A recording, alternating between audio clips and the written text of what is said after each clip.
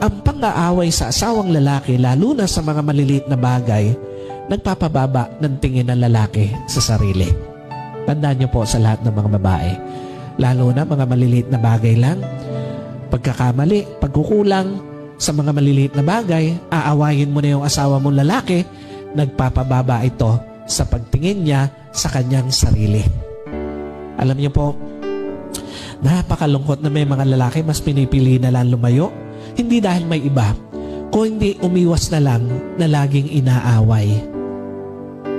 Kaya nga sa lahat ng mga asawang babae, tandaan mo, ang asawa mo, ang kakampi mo for life, hindi dapat na inaaway for life. Kakampi mo siya. Dapat kayo yung magkakampi at hindi dapat siya yung lagi mong target na awayin. Yung nag-away na kayo ngayon, nagpaplano ka uli kung paano aawayin bukas. Napansin nyo, may mga ganong klaseng asawa?